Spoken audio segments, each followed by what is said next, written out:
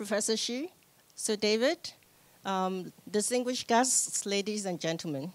Welcome to the LAPP, which stands for Leadership and Public Policy Executive Education, series on topics that are of pressing concern to the government and to society. It's always uplifting to see so many familiar faces here. I see many of our LAPP alumni and instructors, as well as HKUST alumni and faculty, and all of our supporters and friends around town who have supported us since our inception 2 years ago.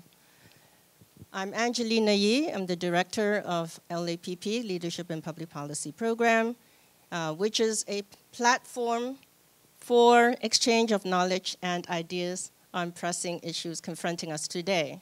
We offer short executive education courses on topics of particular interest to government and society, and we host free public talks and forums. Information can be found in the flyers on the tables outside, and maybe some of you have picked them up. If not, please do pick up a copy and stay in touch. As we enter a new year, we decided to mark the 3rd year of LAPP with a talk on a topic of utmost concern to governments and citizens around the world: terrorism. It's not particularly pleasant, but it is of utmost interest. We're extremely fortunate to have with us today a distinguished scholar who has recently joined us as the director of the HKUST Institute for Public Policy, talk to us about a subject of which he is a leading scholar, Professor Jack Goldstone. And before proceeding to Professor Goldstone's talk, I'd like to invite EVPP, Executive Vice President and Provost, Professor Wei Shi, to talk to us a little bit about this new institute that we have just established and about a distinguished speaker. Professor Wei Shi.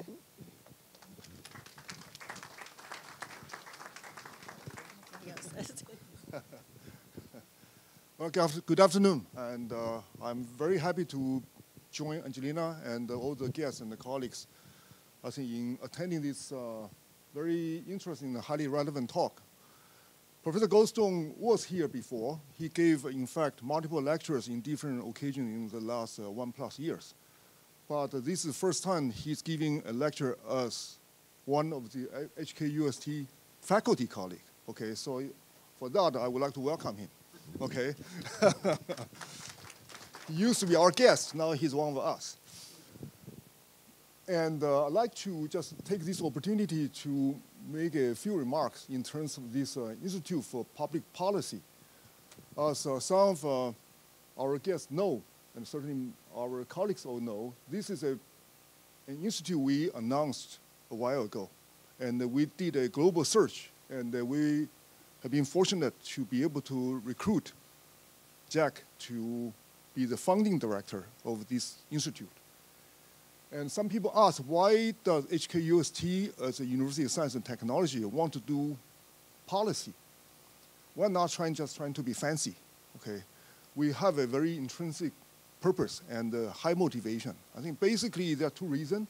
First of all, since we are science and technology driven, of course we are in this very nice place leased by business school, so we have an outstanding business school. We are very much mindful about the implication of public policy, and we feel that with our strengths in science, technology, and evidence-driven research, we have a role to play in contributing to the deliberation and the scenario analysis of public policy. But equally important, many of today's policy matters arise because of science and technology.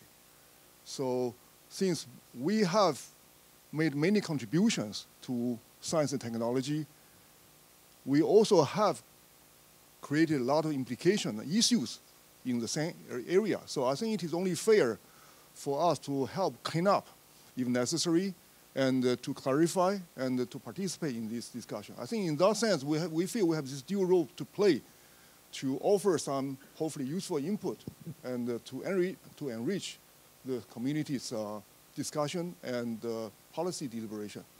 So I'd like to also to say a few things. As you can see, which this slide prepared by Jack and the colleagues, it is highly, I think, focused for now on many of the most important issues, highly relevant to Hong Kong's need.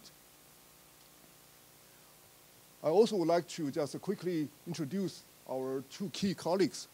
Jack is our speaker today, and he came from George Mason University, and before joining George Mason, he taught either as a regular faculty member or as a visitor in numerous leading universities, as you can see, from Northwestern to California, University of California, Caltech, Stanford, Cambridge, and so on and so forth.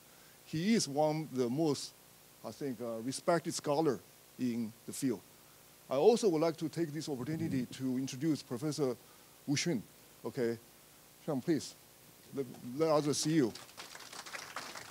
Professor Wu joined us from his previous post as a faculty member of the Guangyao School of National University of Singapore. And I'd like to just remind my colleagues that sometimes we in Hong Kong feel we are being pressured by Singapore. We seem to be losing, but this is a winning case, okay? And we didn't win, Sean, because we pay. We have our own system, we pay competitively, but on the other hand, I trust that the Professor Wu came because he saw what we can offer, okay, to him for his future career. So without further ado, let's let's welcome our speaker, so let's listen to him. Thank you. Thank you very much. I'm being mic'd for both this audience and recording. Am I clear? Excellent, thank you. Well, thank you all for coming today. As Wei said, this is my first lecture as a faculty member at the Hong Kong University of Science and Technology. So let me briefly say why I've come to Hong Kong and to HKUST. And it is one of the best universities in the world. They wish, as Provost Shi mentioned, to develop a public policy voice. But I'm also particularly attracted to being in Hong Kong. I think Hong Kong combines 4,000 years of Confucian wisdom with over 150 years of Western know-how, rule of law, and individual liberty. And I think that's a combination that should make Hong Kong the best place in the world to live, learn, and do business. Now, there certainly are problems. We have issues here, housing, inequality, air pollution, so on. But it's my job, in a sense, but all of our jobs, to find solutions to these problems. And I'm excited by the potential at HKUST for finding those solutions and for working with the government and the business community here in Hong Kong to make them a reality. I really think we can overcome our problems, and if we do so, we can make Hong Kong a model for China and the world. Now, the world does not stay very far away. And so my lecture today about ISIS and global terrorism is an attempt to kind of give a window on some of the most controversial and difficult issues facing the world at large. Simple question to ask to start: why does ISIS still exist? ISIS has been active all over the world. Most recently, there was an attack in Jakarta. There have been attacks in Australia. Now, from the perspective of ISIS survival, you might say, this is odd. They've attacked almost every major country in the world. They've been active in Turkey, Egypt, Iraq, Syria, of course, Jordan, Russia, France, Britain, America, Canada, Nigeria, Libya, Australia, Indonesia.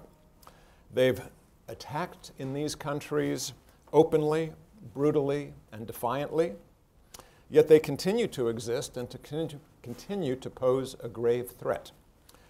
Why have the nations that they've attacked not simply combined to crush what seems like a small terrorist movement? Well, I'll break this question of ISIS survival into two parts. One, why did ISIS develop and how has it gained strength? And second, why have the countries that ISIS attacked not combined effectively to counter the threat? Now, when we look at ISIS, people tend to focus on religious fundamentalism and say the threat of ISIS is that they are somehow a backward-looking movement. Their dream of founding a caliphate is a throwback to medieval times. I think that viewpoint is mistaken. There are many fundamentalist organizations within Islam, as there are fundamentalist organizations within Christianity, Hinduism, and other faiths. Fundamentalism, conservatism, even antipathy toward Western ideals does not explain the brutality and violence of the so-called Islamic State. I think for that we have to look at ISIS as a political movement. ISIS has become a territorial state. You can see here the dark gray, there's the space that's controlled by the Islamic State. They have lost some territory in recent months. I'm sorry, they've, make sure I've got the right pointer button here. The red areas, Tikrit, Kobani, Ramadi, are areas that were recently recovered. But this green stretch around Palmyra in Syria is an area where ISIS has moved forward. As I'll argue in a few minutes, we're not going to defeat ISIS by limited victories on the ground. They are a serious organization with aspirations to be an ever larger state and to spread their tentacles around the world. So how should we think of ISIS? What's the right analog? If it's wrong to compare them to medieval fundamentalist religious movements, what are they like? Are they like say, the anarchists of the 19th century, the bomb throwers? Well, they are terrorists in that respect.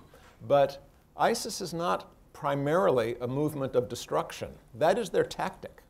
They certainly are out to spread terror, but their real goal is to be a builder. They want to build a new, powerful Islamic entity. They're serious about the caliphate being an Islamic state. They want to create something, not just destroy it. They're very different in that sense also from all of the leftist terrorists of the 60s, not like the Red Brigades or the Weathermen. They're not simply trying to sow terror to create reform or change within modern societies. No, they want to create their own state that will be a utopia in their eyes, a utopia of proud and powerful Islamic rule. Now, the region that ISIS controls, shown here primarily in Iraq and Syria, is not complete. ISIS and its supporters and allies are also building a substantial bridgehead in Libya and have gained the support of the Boko Haram movement in Nigeria. And there are also kind of small cells and independent followers inspired by ISIS who have been striking around the world. So when we think about a movement that wants to be both a state builder and has global aspirations to build allies, to me, I think the best analogy, and this may strike you as strange, but bear with me, the best analogy is the Bolsheviks in Russia in the early 20th century. Now you can say, well, the Bolsheviks were atheists. What does that have to do? Aren't ISIS religious fanatics? Actually, I think both groups are pursuing a certain vision. In fact, it turns out that many adherents of the Islamic State don't care a lot for religion. A lot of young people who join their cause were not distinguished by being particularly pious. Rather, they tended to be people who were troubled, alienated from their families, alienated from their communities, and are looking to join a movement that will give their life meaning. I think the Bolsheviks and ISIS both had a strong ideology. They both have a vision of the future, and they both draw on the dreams of people who are otherwise discouraged with their life.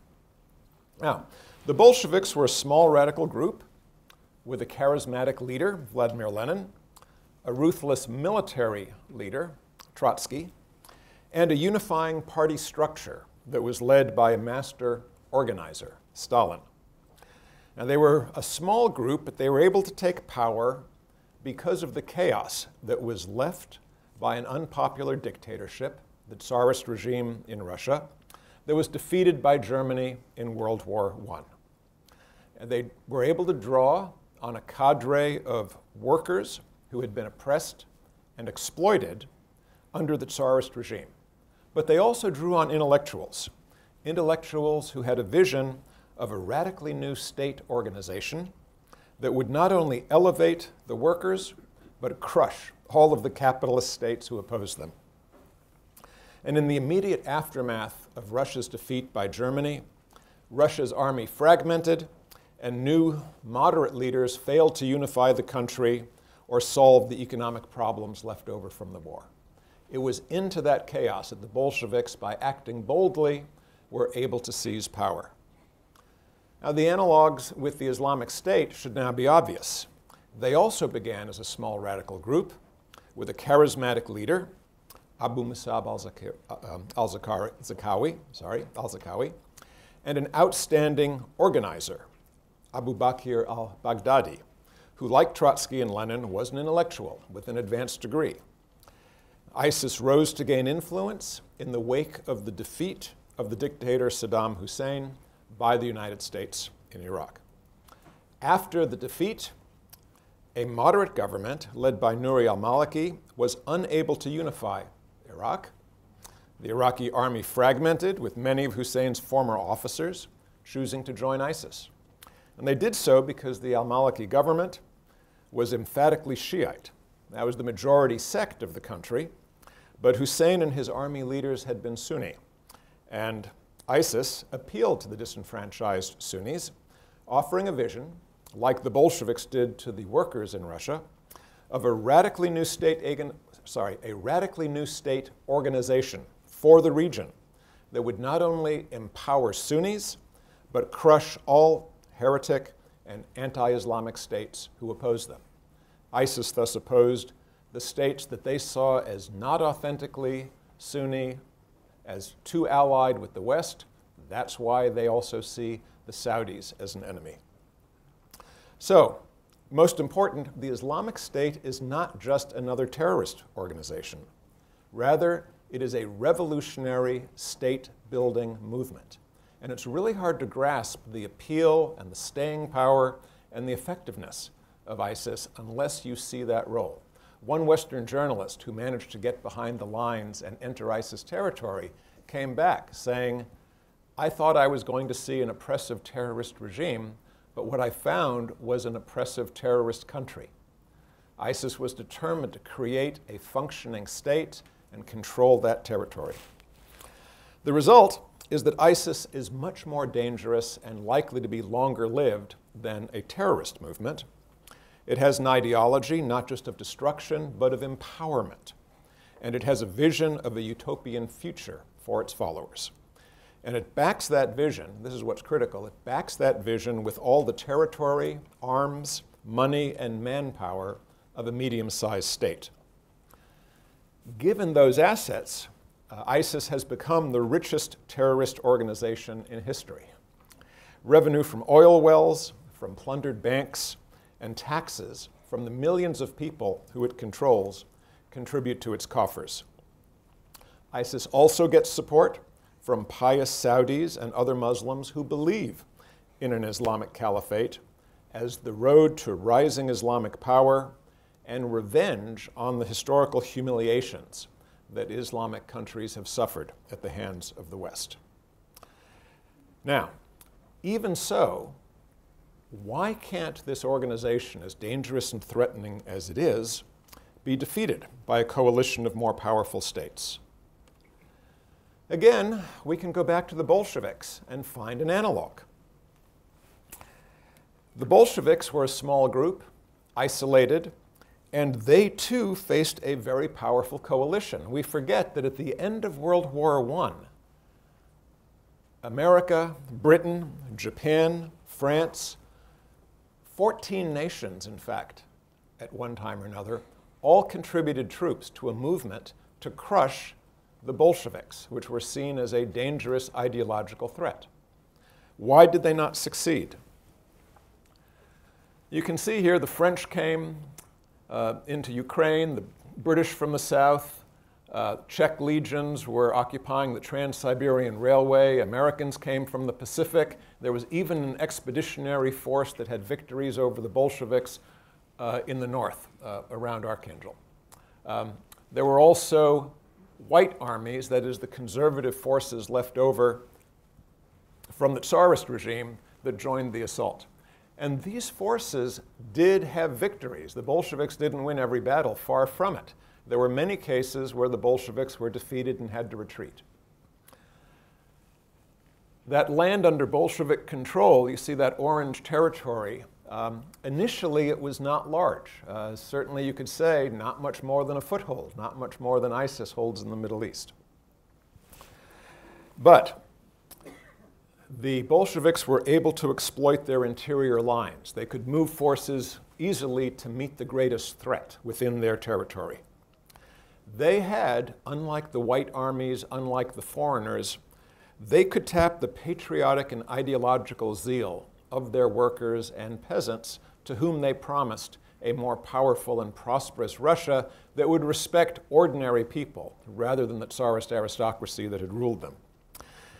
They did trade on brutality, just like ISIS. They practiced terrible crimes against their prisoners of war. They used terror as a weapon to both win support and to cow their enemies. However, two factors were most important.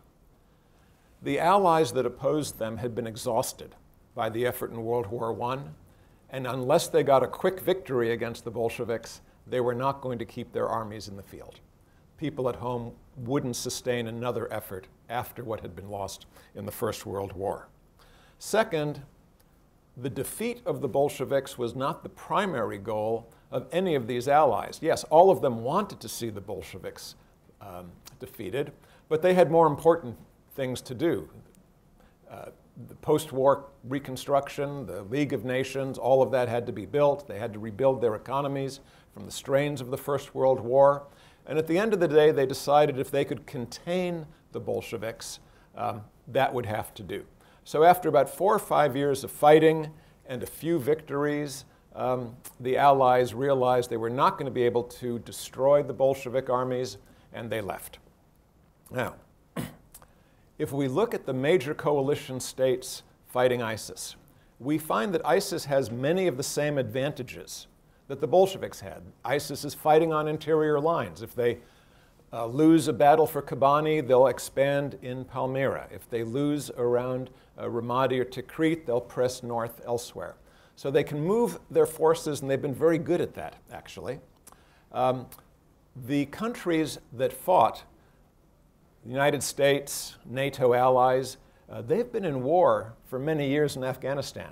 They were at war for many years in Iraq. They're also facing war exhaustion. There's no stomach for this. In fact, they've ruled out putting boots on the ground to fight ISIS. They want other states in the region to bear the brunt of the battle. But what are those states looking at? Turkey, a frontline state, their primary goal is defeat of the Kurdish party. Their bottom line is because of their problem for 30 years with rebellious Kurds in the southeast, they do not want a Kurdish state in North Syria, even though that might be one of the best ways to hold the line against ISIS. But Turkey wants none of it. Iran's goals are to preserve the Assad regime in Syria, which has been an ally. Assad belongs to an offshoot of the Shia sect. They want to preserve Hezbollah, which has been fighting with the Assad regime. I'm sorry, this should say Shiite-controlled Iraq. I apologize for the typo.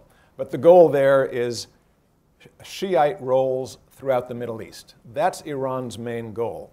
Defeating ISIS would be significant, but not at the cost of giving up Shia allied control in Syria, and certainly not at the cost of diverting an effort to help Shiite allies in Yemen.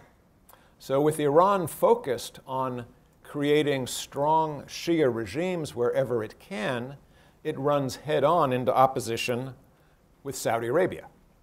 Saudi Arabia feels just as strongly about preventing the rise of Shiite regimes as Iran feels about supporting them.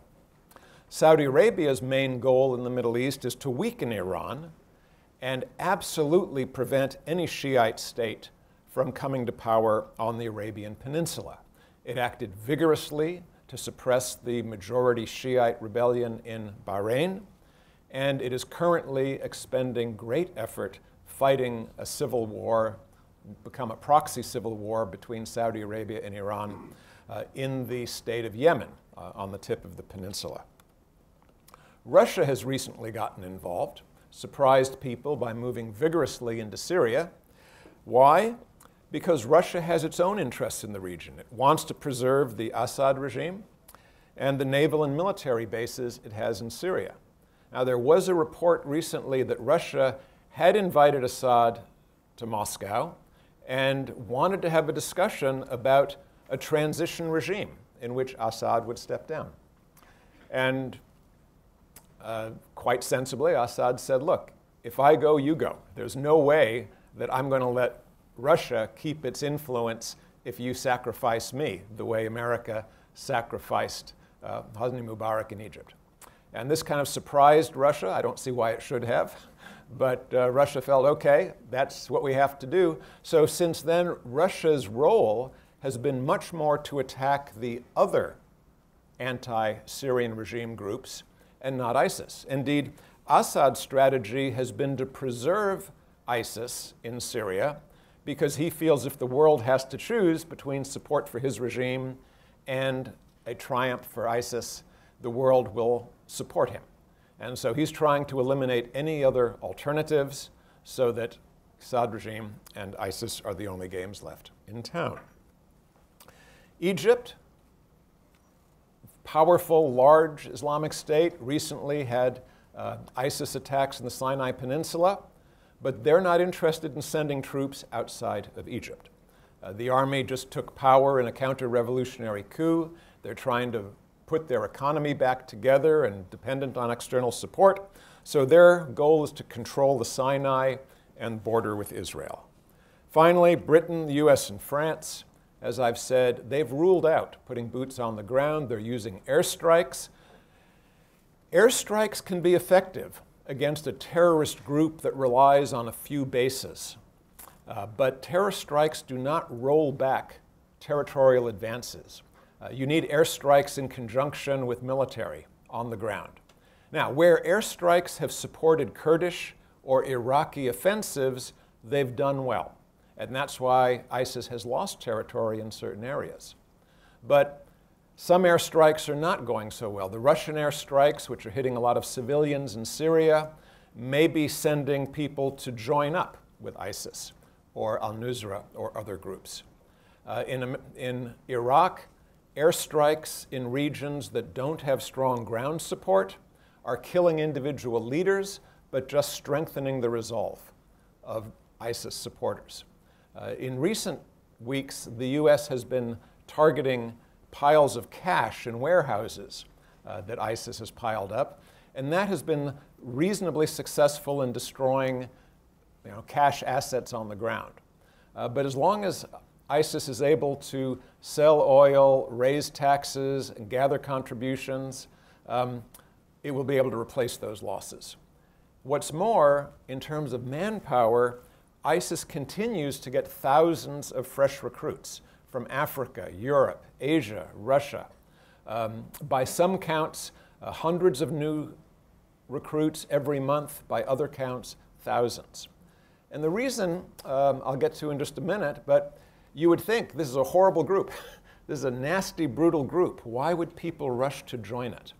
And again, you have to remember they're not just a terrorist organization. They are a state, and they're a state that is presenting a certain view of the world, a view of Islam against its enemies, and it's casting itself as the champion for Sunni Islam against all of its enemies in the world.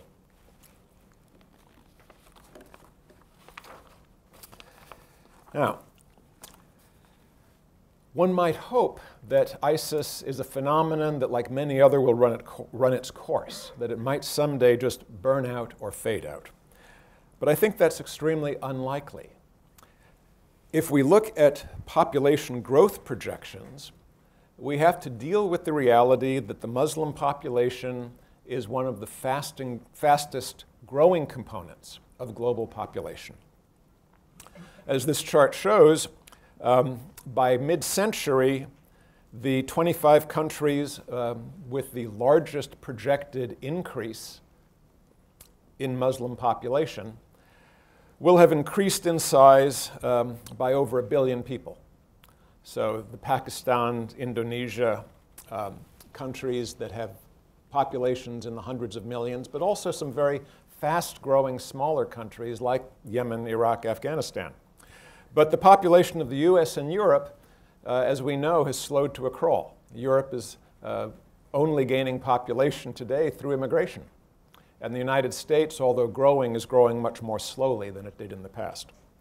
So we're in a world where the number of potential recruits for a movement that projects itself as the salvation or the champion of Muslims, that movement is not going to burn out just over time. It's going to have to be defeated by undermining its appeal, undermining the reason that people join.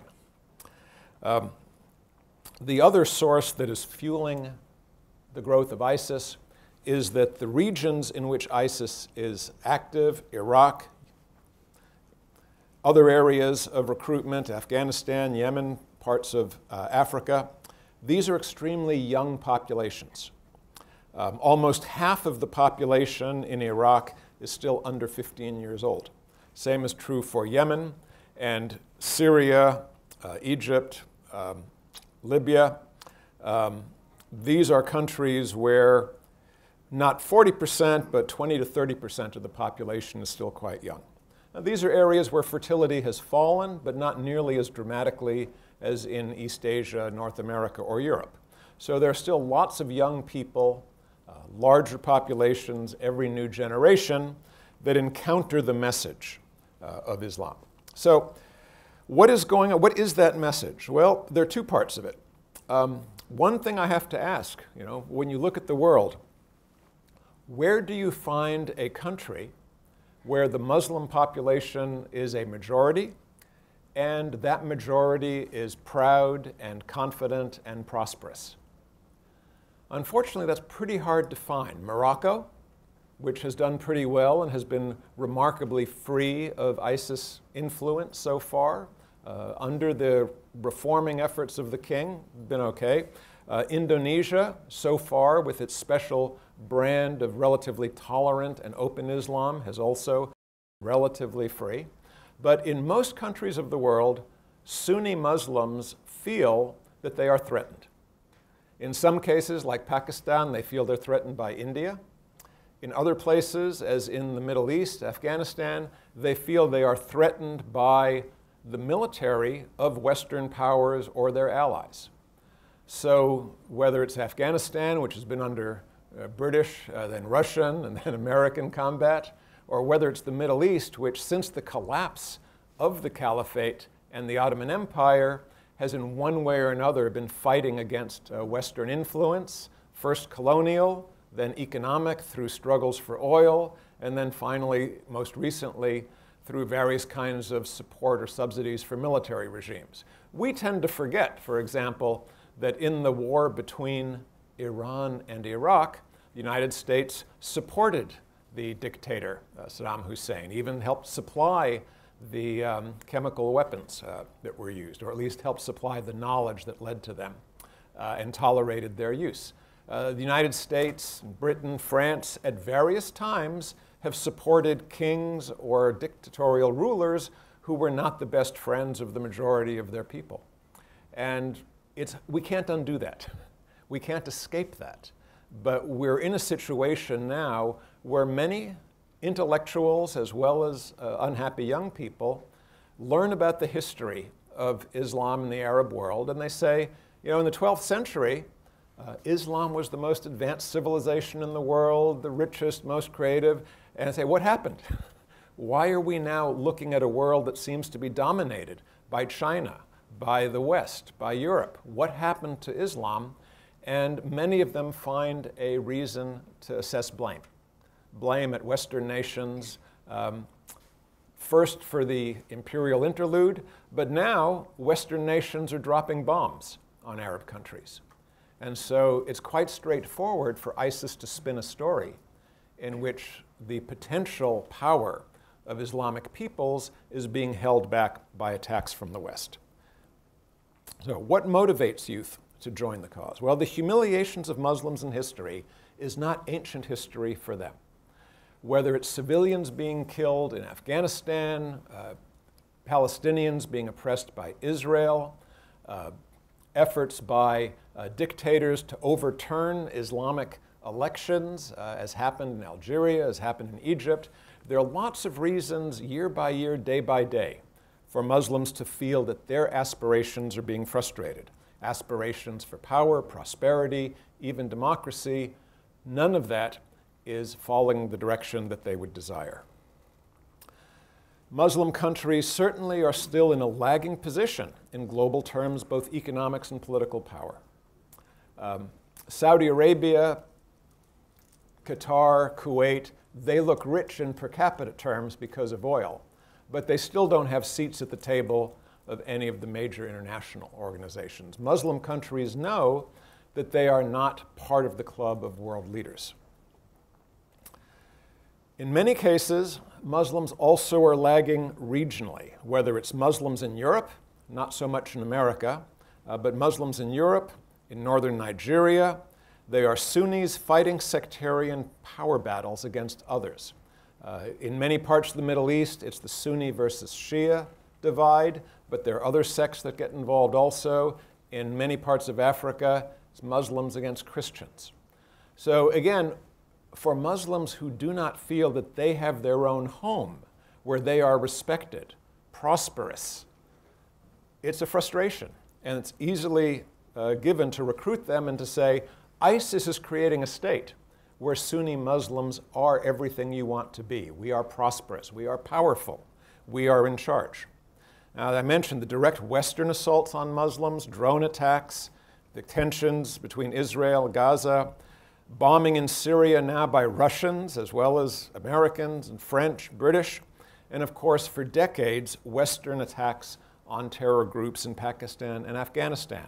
All of these fuel the image of the story that the West sees Muslims as the enemy. Even the fact that Muslim immigrants to Europe are being met in many cases with hostility, prohibitions on working. You know, it was one thing when the Germans were opening their arms and saying, "We welcome you." Those pictures went around the Muslim world and created a sense that Europe was maybe changing and maybe opening to helping poor Muslims in need.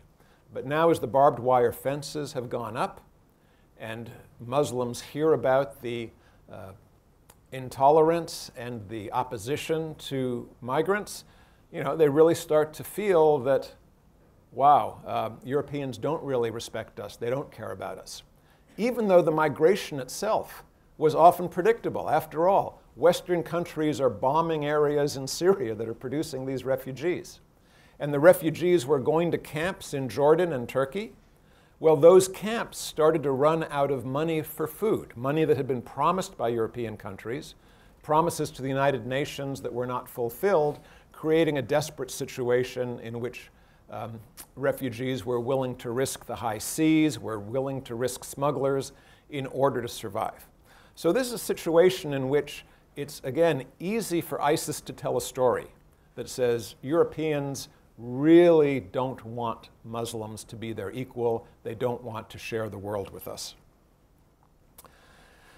And then there's always a micro story. The young people that are most vulnerable to this appeal seem to be those who suffer alienation from their parents and from mainstream politicians who cannot protect them or deliver progress and dignity. That is, they're, unhappy youth. Frankly, they're the same kind of unhappy youth that would have joined a gang in order to seek a sense of power. But if you're going to join a gang, why not join the biggest, toughest gang of all, right? And in a sense, a lot of the ISIS propaganda is very similar to the kind of gang recruitment, gang symbols, acts of bravado, stories of empowerment, of easy wealth to be gained, access to women. Again, a lot of things that would appeal to unsettled juvenile minds who are eager for a more powerful place because they've come into a situation. They may be second-generation youngsters whose parents have had to struggle to get by and have not gotten positions of respect. They may be young people who are just looking for something inspirational. Now, in America, when Barack Obama was elected, a lot of black crime rates went down. I mean, a lot of blacks, at least, they may still have encountered discrimination and violence, but they had a sense in that there was someone whose path they could follow. Muslims in many parts of Europe have had a hard time finding role models.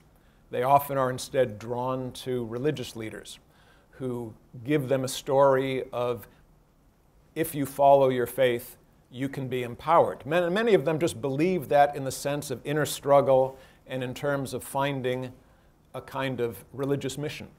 But for many young people, that's not enough. They want something that really gives them a chance to feel bigger than life.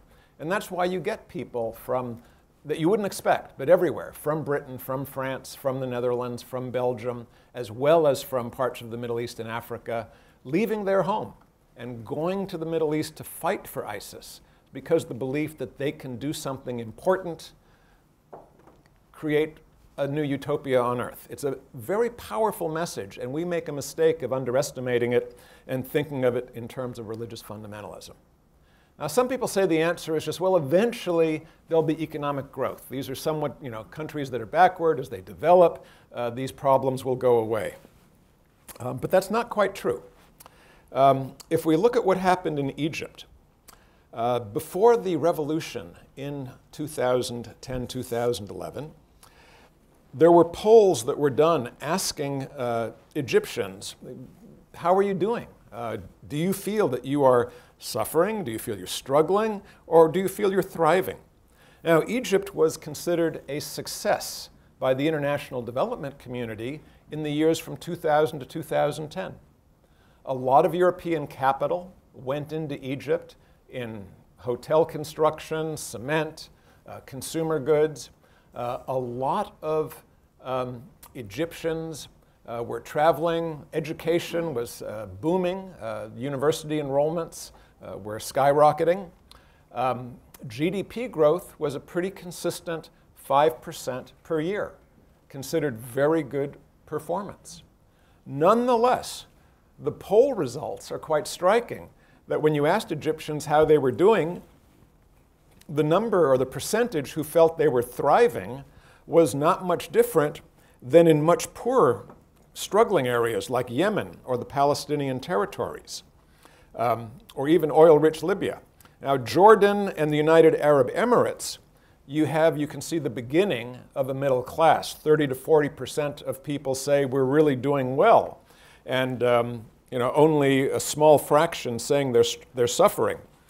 But in Egypt, over 90%, after 10 years of economic growth, said they were still struggling or suffering. Quite a lot were still suffering. How is that possible when the economy is growing 5% a year? Well, the answer is there's a lot more than GDP growth that has to happen for a society to be stable. And here, I think there really are lessons for Hong Kong. When we think about what do we want to do to make our society more attractive to young people, to make it a place that people want to invest in and build for their future. Egypt had 5% per year GDP growth, but government ease of paperwork for entrepreneurship, situation got worse. The bigger the Egyptian economy got, the more people the Egyptian economy employed in the government. All of those college graduates wanted government jobs. Why? Because it was productive? No, it was prestigious. And so the Egyptian government, which had promised government jobs to everyone with a college degree, found itself hiring more and more people, giving them make work to do. And of course, as the government got larger and larger, it was harder and harder for business to develop easily. Job creation did not increase. A lot of the economic growth was in very capital-intensive sectors. Finance, construction of shopping centers. Most of the people who worked in small trade and agriculture were completely left behind by the pockets of economic growth. Perceived economic conditions were thus very difficult for most Egyptians. If you were an Egyptian working in agriculture, working in small trade, you found yourself crowded out in access for funds by big mega projects that were headed by army officials. Your kids would go into college, but they found it harder and harder to get jobs. The big frustration was unemployment was actually higher among college-educated youth than among those with none or partial college education. Why? Because the college-educated youth had high aspirations. They wanted a certain kind of job, and the economy was not providing those kind of jobs in sufficient numbers. Affordable housing. Don't have to say anything about that in Hong Kong. If people can't look forward to having a home of their own, they feel less powerful. They feel their future is more in question. It's one thing a lot of people here can inherit. The rates, fortunately, of childbearing are down, so we don't have the same problem of huge numbers of young people with every generation larger. Nonetheless, we do have a situation where younger people in Hong Kong are looking at the job opportunities and the incomes that they make and looking at the price of housing around them and starting to see a disconnect. And that disconnect makes them feel angry and concerned about their future. And lastly, they certainly feel the leadership. This was true in Egypt, and I dare say it's a little bit true in Hong Kong now. Young people don't feel the leadership is focused on maximizing their potential. Now, we are having troubles at Hong Kong University. We're having troubles in the streets last fall. I don't think all of that anger is just about the democratic process, although some of it is. It's not just about conditions within a particular university campus. A lot of it is worry and anxiety about the future. People worry about the future. That anger comes out on targets that they feel they can influence, right? It's very hard for young people to figure out how are we going to affect things like job opportunities, the price of housing, but maybe we can create a change in something closer to us. Procedures, offices, university elements. But the underlying issues that lead young people to look for something to make them feel more competent, more powerful, more confident in their future, those things are often the same anywhere we look. If people feel the jobs that they aspire to are simply closed off to them for reasons that are not their own fault, if they feel the opportunities in markets for housing or opportunities to be influential in the world are lacking, you're going to get expressions of discontent. Fortunately, in Hong Kong, I think we have wonderful educational resources. We can train people to think of themselves as Asian and global leaders. We can do something about the cost of housing, maybe not today or tomorrow, but if we start planning more effectively and overcoming some of the obstacles. So things in Hong Kong are great. That's why I'm here, and I'm glad of it. They're just things we have to watch out for. Unfortunately, things in much of the world where 1 billion and soon to be 2 billion Muslims live are not that easy to improve. There are hundreds of millions of young people, both in the Islamic states and increasingly in Europe, in Southeast Asia, where large numbers of Muslims also live, who feel that politics is rigged against them, that society does not respect them, that the world leadership sees them only as a problem. For a long time, those individuals had little that they could do except turn their frustration on themselves, join gangs, engage in local violence. But now they have a champion. Now, everywhere they look on the internet, if they choose to go to those channels, they can find a well-made, persuasive group of individuals telling them there's a state that understands and sympathizes with their issues and that is offering them a place to build a utopia where Sunni Muslims will be strong and dominant and safe and powerful. And that is a hard message to resist. For all of these reasons, and because of all the different objectives that the frontline states have, how do we fight against this ISIS phenomenon? I think it will be with us for a while.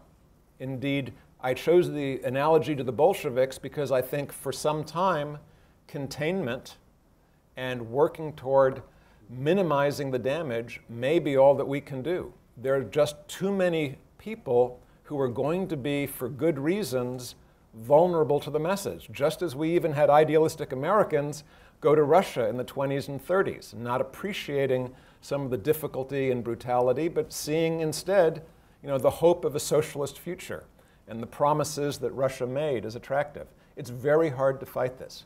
Now, there are things that I think can be done. Probably the single most important thing to reduce the power of ISIS would be to help broker agreements between Saudi Arabia and Iran. If some of that sectarian conflict can be diminished, can't be ended anytime soon, right? But if the civil war in Yemen can be resolved, if some of the conflicts within Iraq can be resolved, ISIS will definitely be weakened. And of course, a diplomatic solution for the Syrian civil war, probably years away. But when it comes, if it can be built around groups that exclude ISIS, ISIS will be weakened. Anything that can be done to reduce ISIS expansion, kind of turn that around and try and contract the physical space would help. Reducing revenue will also help. Yes, if Turkey would stop buying oil from ISIS, that would help. But it also, we need sympathizers in Saudi Arabia and Qatar and other rich countries who give money to ISIS, seeing it as a charitable cause. That also needs to be halted. There's money laundering, flows of money everywhere in the world make it difficult to trace the profits that ISIS is able to make. But we need to do better in choking off their ability to use that revenue to purchase weapons, purchase supplies.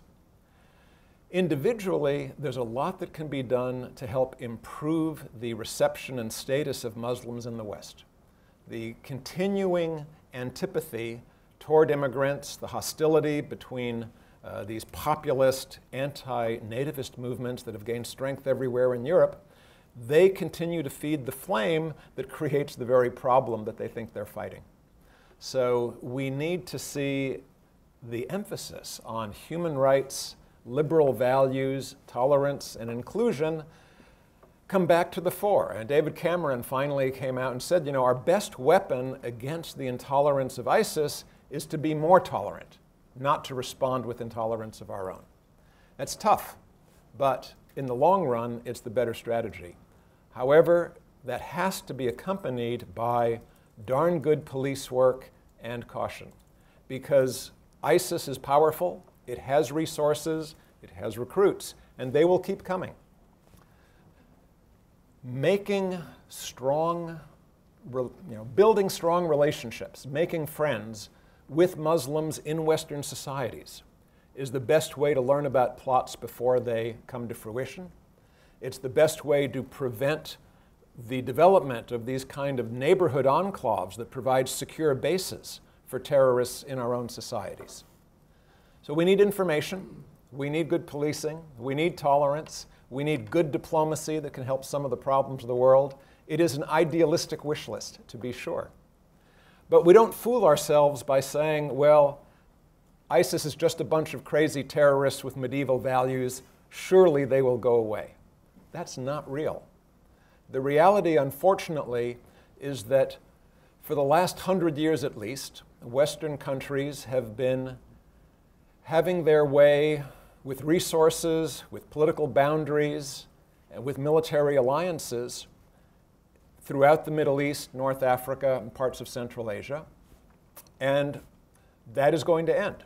People in these regions, of course, want equal political opportunity, equal economic opportunity. Mostly, they want dignity and control over their own lives and their own futures. And they're going to seize it however they can. So we can either help those countries and those peoples, whether they come to our shores or whether they're working in their own, to try and achieve that power and dignity through building proper states, states that do empower their own people and that minimize the threat of conflict. Or if we don't, ISIS is going to try and take over the existing states and build its own utopia. It's a difficult, difficult situation. I wish I had a better message, but in Hong Kong, we're citizens of the world. We travel everywhere. We have friends everywhere. They face this threat. Hopefully it won't come to our shores, but I can tell you ISIS is building strength and gaining recruits in Indonesia, in Malaysia, in the Philippines. We're not going to be able to turn our backs on this. But we can encourage keeping our values, trying to promote tolerance, trying to promote opportunities, and that, I think, is the only way we can try and move this forward. Thank you very much.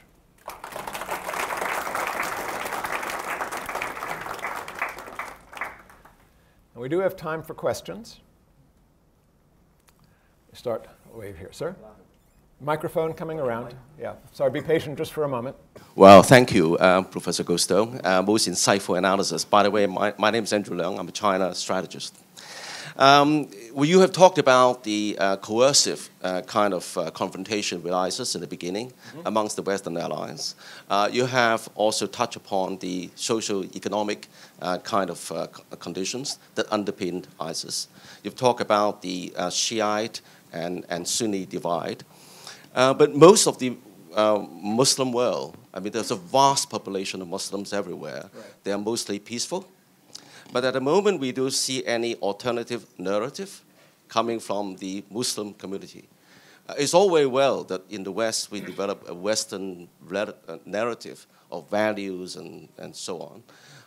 But amongst the Muslims, you rightly pointed out, there's a history of suppression. There's an aversion against Western interference.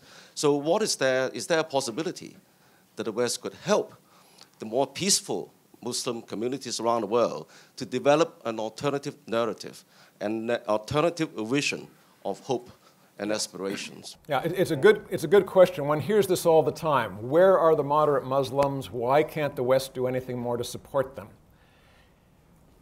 Just as it's a mistake to conflate this small violent minority with the broader Muslim population, 99% of which want nothing to do with it, it's even a mistake to conflate the violent extremists with the conservative Muslims or the Salafi Muslims, which is a much larger population than those who adopt violence or anti-Western attitudes. We're really talking about a very small group. What's dangerous, in a sense, is more the millions of people that ISIS controls as a base than the thousands of individuals who might otherwise be drawn to violence elsewhere. Now, why aren't moderate Muslims doing more? Well, a lot of moderate Muslims are trying. There was a march in Washington, D.C. of Muslims against ISIS, got very little news coverage. There are moderate imams in Turkey, in Britain, trying to work with the authorities, with their communities to identify at-risk youth. Problem, however, is for those who are inclined to see the world in terms of a simple black-white, the West versus Muslims, if there are moderate Muslims who are working with the authorities, they tend to be discredited by their identification. So whatever good they are doing, they don't gain influence over potentially violent youth. So the smarter moderate Muslims have more or less said, I want to keep arm's distance from the authorities. I'm going to create a Muslim charity, a Muslim organization that tries to reach people and say, if you're conflicted, focus on religious values, not on joining a military campaign or acting out through violence. Now, the difficulty with that is if you're a troubled youth and what you're really aching for is a chance to feel strong and powerful, the message of peace may not be satisfying. To us, it seems, well, logical, right? I mean, but if the peaceful society around you has not given you an opportunity and encouragement in certain respects, if you live in a more or less ghettoized area, a lot of your friends and relations have had trouble at work, and someone says, well, don't, if you're angry, okay, but take your anger into the study of Scripture or take your anger into community work. Sure, maybe that works for 4 out of 5 or even 9 out of 10, but the person who really is at danger of becoming a terrorist is going to be drawn to that gang idea of power and strength. So I don't blame the moderate Muslim community. They have been trying. What I think is happening now is that the moderate Muslims, many of whom said, look, those people have nothing to do with us. We don't share their beliefs. We don't want to be associated with them. They're realizing that they need to be more activist, not necessarily so much to prove a point to others, but just to reclaim their own young people. You know, there are enough parents now who say, I don't understand why my son or daughter has gone to the Middle East, or I don't understand why my son or daughter all of a sudden has changed their behavior and is suddenly spending time on extreme websites. So for that reason, communities trying to reclaim their youth, they are working more with psychologists than debating religion. So I think people are now starting to realize what's really at stake. Moderate versus fundamentalist religion, however, doesn't capture it, and it's not often effective. So dealing directly with the psychological issues of troubled youth and communities that are dysfunctional, you know, that's what happened. When you have an enclave in Britain of Pakistanis who continue to get wives only from home and who view the surrounding society as alien and hostile, you're going to have a lot of problems, whether they go off to create trouble in the Middle East or whether they create trouble in Britain. But where you have more integrated neighborhoods, where you have Scots and English and Pakistanis and Indians and Africans, kind of nobody dominant, but everybody in some sense working together because otherwise they can't get around. There are neighborhoods like that in London now that are actually doing much better. So once we see integration start to work, and once we stop kind of building walls, then we get a more positive response. We identify youth when they're troubled early. Schools are not seen as, oh, this school represents the authorities. It's rather, this school is for the community. And people can work with a community that they don't see as threatening and get better outcomes. Sir David, and then behind you. Yeah. You haven't said anything about the decline of About the decline of Christianity, right, which has taken place at the same time, and also the going away from Confucian teaching in schools and so on. Mm-hmm. The decline of Christianity is what Sir David asked about. It's particularly true in Europe. The recent polls by Pew Foundation have found the number of people who claim to be unaffiliated has gone up dramatically, so that I think the number of people who claim to be practicing Christians in Britain has gone down by 12% of the population in just the last decade. Some of them claim to be Jedi, actually. People talk about Wicca, Jedi, all kinds of other things that we don't recognize as religion, but they certainly don't consider themselves Anglicans or other Christians. Now, that is true in Europe. In Africa and South America, Pentecostalist Christianity is actually growing. And some of that is what's creating a kind of tension with Muslim communities. Growth of more fundamentalist Christianity in Africa, in a sense, has led to the collisions in Nigeria. Now, what we are seeing everywhere in the world is that among those who practice religion, a fundamentalist religion that requires more sacrifice is actually appealing to people. It's getting harder and harder in this world of a super rich 0.1% elite for a lot of us to feel that what we're doing has meaning, that we're somehow making progress or gaining prosperity when the signs of an extraordinarily wealthy elite are increasingly visible, whether it's on celebrity TV or on Facebook, whatever. And so lots of people, in order to simply feel like their lives are meaningful, look for other kinds of commitment, and they turn to religion. So you find in America, Christianity is more and more moving in the direction of groups that require tithing, a real sacrifice of part of your income that binds you to the church community. In Europe, you're seeing a falling away from the established Catholic and Anglican churches, but you are seeing kind of an upswell of the Protestant Baptist-type movements. And in Islam, again, it's no different. The fundamentalist movements everywhere in the Islamic world are looking stronger. They require more commitment, but people don't view that as a negative. They view that as a positive. I think Christianity is actually doing pretty well in most of the world, but Europe is having a crisis of values. If you look at the projections for world religion that just came out last year from Pew Foundation, fastest growing religions are Islam, Christianity, and in Europe, the unaffiliated. So Europe is really kind of unusual in this respect. But people are still looking for something, it seems. They're not finding it in many respects in the Anglican Church or in the conventional Catholic Church. Now, you can say, what are people looking for? They're looking for values that resonate and make sense to them. And unfortunately, we're at a moment in history of globalization and change where people do feel overwhelmed. So the Anglican Church, which had been a global church, finds itself split between progressive Anglicans in Europe and North America who want to have gays and women as part of the clergy and want to open up practice. They find themselves really at odds with the very conservative African, South American, and southern U.S. portions of the Anglican Church who are against all those things. And as a result, the Anglican Church itself is kind of splitting and losing relevance as people wonder, well, what's your real story? I say the answer is that Islam is not gaining in number just because people are somehow drawn to a narrative of Quran appeal. That's a very, very small part. For the most part, the growth of numbers in Islam is just higher birth rates.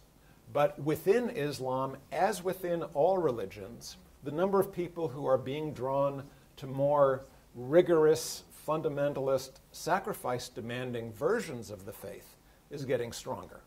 And unfortunately, in today's world, where ISIS has gained a foothold and is using that to spin a narrative of empowerment through fundamentalism, it's creating a lot of the terrorist problems we have. Yes, sir.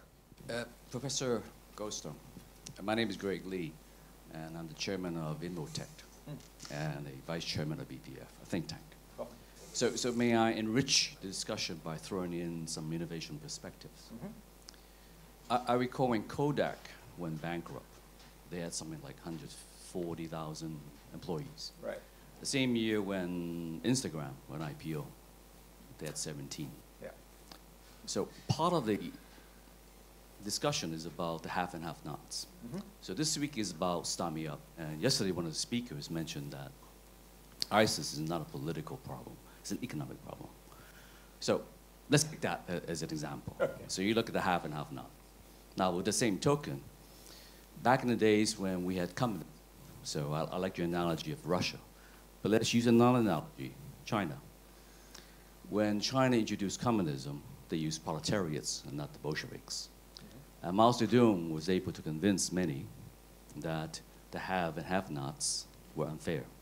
The have-nots controlled the economy, and the haves were basically corrupt. Right. Similar analogy of what we're looking at the states around what we just talked about. So as Mao Zedong moved around China, he begins to build people, populations, right, supporters. More and more followers. More and more followers. And eventually, they decided, let's not have a fight with our Chinese. All right. The real enemies is the foreigners. I'll have to ask you to get to a question quickly. Okay, so now you come to that perspective. Yes. Here, if I was one of those guys back in that particular locale, I would say, I'm being displaced. There's no job. And much of the job is coming from foreign. Is the internet and all these things. People in their livelihood are not used to the new economy. So it is going to spread. They will spread the news that it's not fair. The haves have everything. The have not, we don't understand new technology. So therefore, it is about building our coalition. And we find that we pour calling call religion, yeah, which that makes sense. Now, if you follow that theme of thought, where would you take it? Well, I thought you were going to initially say technology is a new way for recruitment. And whenever we've had a new technology of communication, printing press, radio, TV, now internet, it's been exploited by revolutionary groups to spread their message. And so technology we tend to think of as bringing us a better world, but it also allows groups that master the technology to be more effective in pursuing their narrow goal. And I have to say, ISIS has been really masterful in developing an internet strategy. Now, during the Cold War, Europe and America developed a very strong radio and television strategy to counter the propaganda coming from the Soviet Union. We have not been nearly as effective in devising a counter strategy through the media. Now, second question is, yes, we have a political problem. ISIS has built a state. They have a political message, but they draw from people who feel they've been excluded from the economic progress they see because they're not technologically adept, or they feel the opportunities are limited to a small number of people. That's a much bigger problem than ISIS, right? They have young people all over Europe, America, holding hands because they feel somehow the 1% is taking all. But there's a serious issue: where are the jobs of the future going to come from? Now, I'm giving another talk in a few months about global population issues, what will happen with elderly, young people, technological change. So I don't want to give too much of that away. I'll invite you to come back. But the issue in the Arab world, for the most part, is not so much one of people who can't get access to technology. The revolutions against the tyrants in Tunisia and Egypt were spearheaded by young people who had access to technology, who'd worked with Google, who had access to video and internet. They were only, 5–10% of the population, but they were able to use their communication channels to build a shared understanding and a mobilization strategy, in some cases to tactically lead different groups of people in protests or in cities. So young revolutionaries are using the technology where they feel it's necessary also. Jobs, I think the future of the global job market has yet to be decided. It's clearly going to be more in services. Manufacturing, that's becoming automated. Are there opportunities for people in services? We'll have to see. But if people don't feel secure, if they feel they can't afford a place to live, if they feel their education is not going to be productive for them, they're not going to have the time and patience to start to develop jobs and pursue a career. So in a sense, we have to eliminate people's feeling of closure, their anxiety that the world is somehow stacked against them. Then I think they will come and learn the technologies they need. They will adapt to the situation, as people have always done, to changing times. So I think the problem you raise is real, but the bigger issue is the exclusion, intolerance, and asymmetry that young people feel rather than just the job market. Sir. Thank you.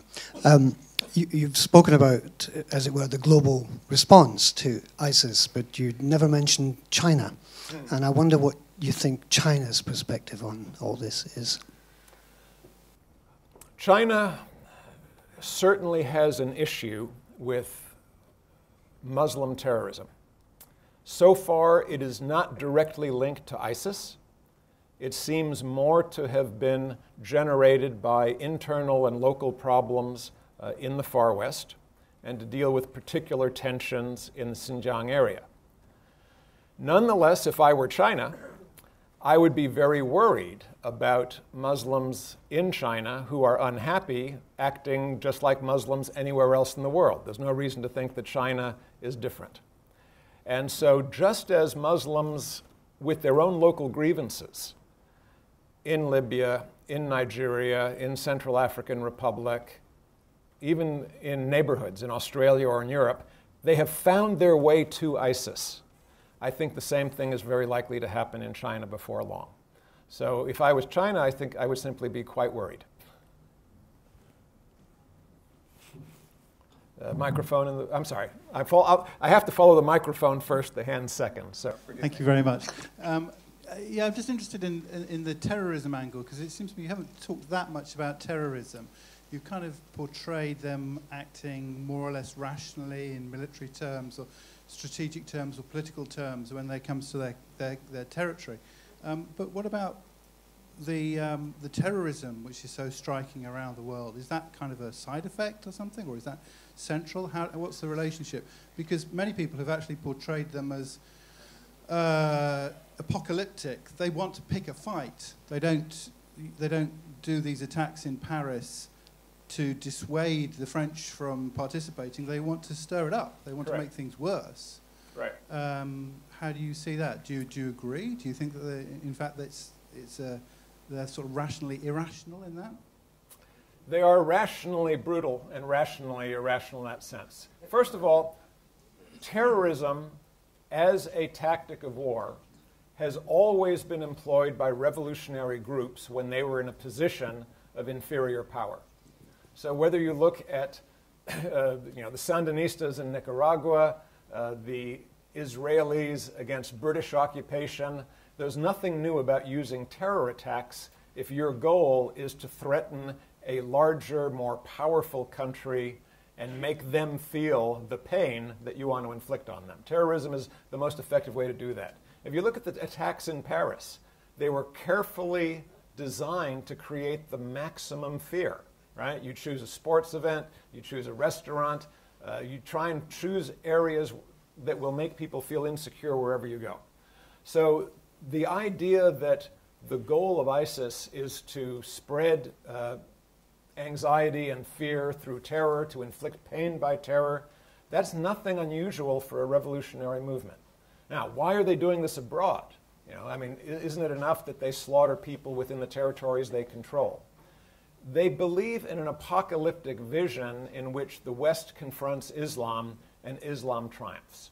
And they are trying to kind of bring that forward. They believe that at the end of the day, Western powers, for all their wealth, will fall. They look at Afghanistan and they see the story of Afghanistan is that Russia, America, eventually were worn down, that they didn't have the willpower to fight against Muslim peoples in their own country fighting for their home. So they believe that just like the Americans eventually got chased out of Iraq, like they got chased out of Afghanistan, if they can get Europeans to engage in conflict on the ground in Syria and Iraq, they will be able to beat them. It may not happen immediately, it may take time, but they think they can follow the example of other areas and eventually get a victory that will empower them and once and for all demonstrate to Westerners that they cannot block the rise of the caliphate. So it's a deliberate strategy. Its short-term goal is to inflict pain and terror and win that gang sense. We're the biggest, toughest gang. No one is safe from us. We can inflict pain and suffering on our enemies wherever they are. You bomb us, we'll bomb you. It's not an accident that France just started bombing. They got attacked. Russia started bombing. An airliner was brought down. So it is a fundamental tenet of asymmetric warfare that terrorism helps the weaker party. But they also want that confrontation on their turf. They think if they can get it, maybe not unreasonably, but they think if they can get it, it will work in their favor as well. Professor, it's a privilege to have the opportunity to listen to your lecture. I'm Bruce Robson in the U.S. Consulate. In multiple instances, I've heard you refer to some of the newly recruits as underprivileged, as well as some would-be gang rejoiners. But in fact, lately what we have noticed are a lot of the young recruits are what they're coined as the jihad kids, the kids that are coming from the suburban area, the wealthy kids, the al-Awakis. Can you comment on that and what you found in your analysis about not finding, or the recruits no longer being underprivileged, but now being seen? You basically have three major groups of recruits. One of the kind of frustrated, alienated kids who are potential gang groups, right? But you also have intellectuals, the people who are weaving the story, doing the media work, who really feel that they are building something, like the Bolshevik intellectuals, that it's said that you have to be brutal, but like Mao, if you're going to change the world, you have to change a country, and to change a country, you have to eliminate the existing leadership and build it up fresh. So you have people who often come from what seemingly are fairly privileged backgrounds, university education, engineers. Engineers are particularly vulnerable to the idea that you can rebuild a world, right? Kind of restructure it. It's surprisingly, a lot of people with medical or engineering background become leading revolutionaries. But there's also a third group, and that is, when you think about what was the audience for hip-hop music in the United States when it first really became a big moneymaker. It wasn't poor black neighborhoods that were sending millions to the recording studios. It was white, suburban kids who wanted to be tough, right? And so there is that element as well. They're people who could, drive a nice car, dress well, go to school, but they haven't found anything that really excites them in their life. They're, living the kind of, the graduate kind of life where everything seems to be laid out for them, but they don't feel they've earned it. They don't really feel that they've got a sense of power over anyone or anything else. And those people, some of them, will be drawn to crime and, in this case, jihadism. It's an exciting campaign, and it's real. And for people who find a certain romance in that. Now, again, if ISIS didn't have a territory, wasn't able to show that they were successful, I think they'd be less able to recruit that group. But given the assets they have, they've been good at it. One group that you didn't mention is Al-Qaeda. It wasn't that long ago that they were the main terror organization in the Islamic world. Can you talk about the causes that have resulted in ISIS supplanting Al-Qaeda as the main terror force? Yes. That's a very interesting story and worthy of a couple of books in itself. ISIS actually grew out of Al-Qaeda. It was Al-Qaeda in Iraq and Syria. There was a leadership split. Originally, Al-Qaeda drew strength from trying to be a pan-Islamic movement. They were welcoming towards Sunni, Shiites, anyone who would fight against the occupier, particularly Russia. I mean, Afghanistan has a very large Shia minority. So in Afghanistan, it was necessary to have Sunnis and Shias united against the invaders. And Al-Qaeda did well with that. However, when America decided, for reasons that I'll leave the historians to unravel, to shift the main action from Afghanistan to Iraq, there America plunged into a country with a much greater history of internal schism. That is, the minority Sunnis based around Tikrit had lorded it over a majority Shia. Now, Afghanistan was a much more scrambled society with different Shia and Sunni groups, living in different regions, but nonetheless cooperating. So, Afghanistan had two official languages, right? Pashtun and Persian. But Iraq, the Shia had been much more exploited and downtrodden, and America kind of walked into that. And initially, we had a terrible problem, America, because the Sunnis took up arms against us after we overturned the Hussein regime.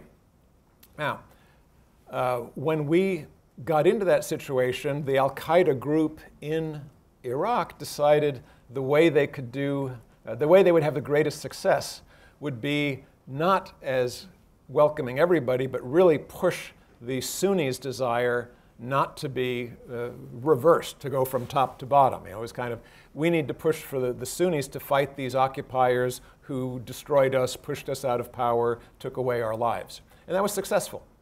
It was only when the Americans realized what had gone on, decided that they needed to work with Sunni tribal leaders to reduce the appeal of this Sunni sectarian effort, then they were able to succeed.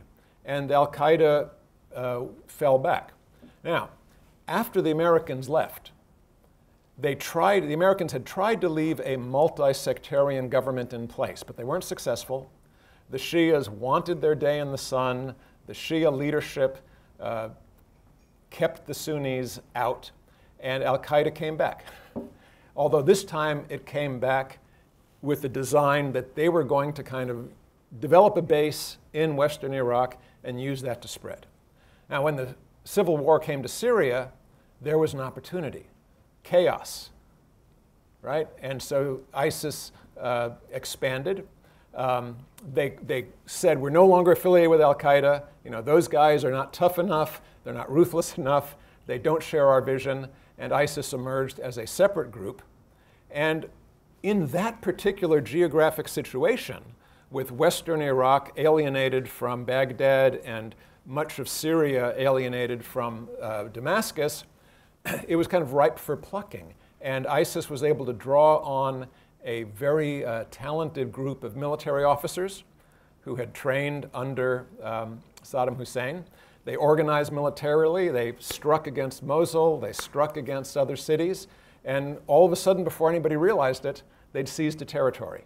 Now, they were able to do so because no one in Western Iraq was willing to fight for the Baghdad government, and not many people in Syria were willing to fight for the regime in Damascus. But that left al-Qaeda kind of, the other parts of al-Qaeda that were in Yemen and that were in Afghanistan said, okay, oh my God, now we're just backseat, right? These other guys, our younger brothers, as it were, have taken over the bigger pile. So now al-Qaeda is striking back. Al-Qaeda is trying to strengthen itself in Yemen, in Africa, wherever it can, and now al-Qaeda and ISIS are kind of competing for recruits. And you might say, oh, well, that's good, you know, let them destroy each other, but that's not how it's working. The way it's actually working is each is kind of strengthening the other through this competition. They're not in direct conflict in most parts of the world, and so each is trying to outdo the other in acts of terrorism and military conquest. So it's just a worse wrinkle on an already bad story. We have a few more minutes, so let's try and get a few more questions in. Yeah, Jack, I've got the mic. One group, and I was trying to think of a way to formulate a meaningful question around the theme. The theme is women, which we haven't heard a word about. And I guess the question I would ask, just to be provocative, is to what extent is ISIS, and when you think of young men feeling oppressed, to what extent is this a justification or a movement for continued oppression of women in the Middle East? When we look at Taliban, when we hear, you know, we've seen movies, we know the extent to which the Taliban were incredibly oppressive to women. And you hear all kinds of, you mentioned women in the one context of sort of mistreatment. But it strikes me that a discussion about this theme needs to at least, you need to comment on the question of women. No, fair enough. Now, Middle East has many societies that are still tribal in recent history and background. They tend to be very patriarchal for that reason. And women are relegated to limited roles and often subject to various kinds of domestic abuse. If anything, the ISIS situation has made that unfortunate reality even more painful and extreme for women in the regions where ISIS has taken a foothold. Now, that said, it's also true that a number of women have left Europe and Russia to join. They've kind of bought into this romantic notion that in the Islamic paradise, women will be sequestered, but safe for that reason, and they'll be respected. They're kind of a, you know, we'll wrap you in veils but put you on a pedestal kind of story. And that still appeals to some women who don't know the reality of life under a harsh regime. For the women who did not choose ISIS, but who happen to be living in areas that have been conquered by ISIS, the reality gets very complex. ISIS has actually issued a 50-page manual detailing the conditions under which ISIS men can have sex with women in the territory. It reflects all kinds of concerns, some from the Quran about rules for divorce, rules for temporary marriage, rules for age of women. Some of it comes from military traditions, so that, for example, if a certain number of women are captured, the commander has certain rights, and you're basically not supposed to go after the women of your commander, but the commander's not, you know, must leave alone women that have been put in your protection, and so on. So there's a kind of hyper-ritualized dehumanization of women under ISIS. And it leaves women, in a sense, very much unable to fight back.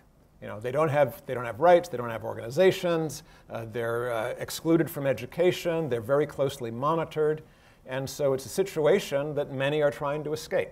And indeed, one of the reasons we have, you know, refugees is parents who don't want their children to grow up in that kind of society. So it is a desperate and unpleasant situation, and you're right, it does deserve comment because it should be brought into the open.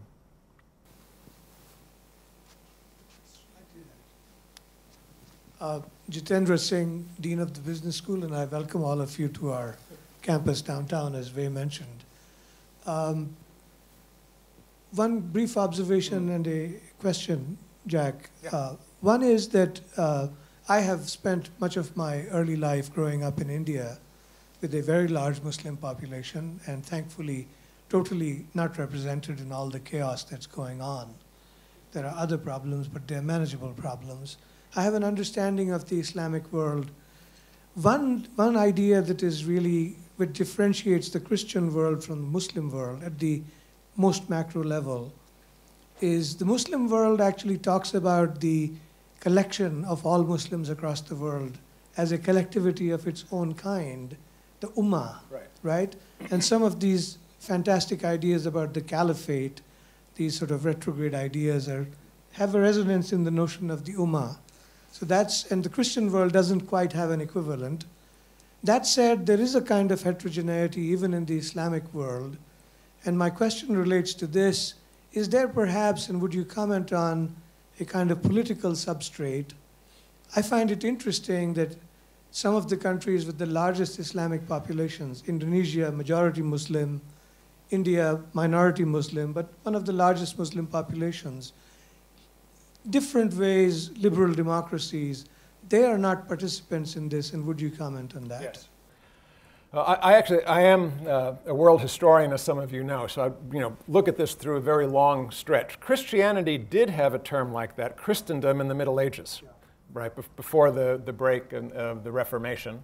The Ummah is an older ideal. It ceased to be reality within 2 generations of the Prophet's own lifetime, when the first split in the early caliphate occurred. So there have been a variety of sects throughout the history of Islam, Sufis, Salafis. It's interesting that in the Ottoman Empire, which was a multi-religious empire, it included Christian Armenians, Christian Greek Orthodox. By and large, the Ottoman rulers respected the privileges, freedom, and property of their Christian subjects. But every century or so, there'd be terrible, vicious, physical, brutal attacks on minority sects in Islam within the Ottoman Empire.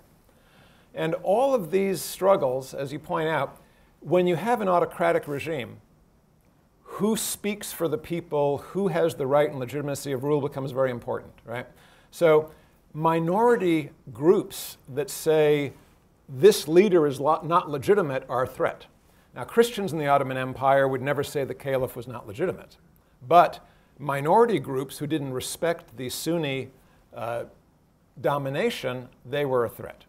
Now, in democracies, for the most part, groups that feel themselves able to express themselves and be part of the citizenry, they are legitimate in their aspirations by definition. So in Indonesia, to the extent that you actually have people feel now they're part of a democracy, you don't get that violence.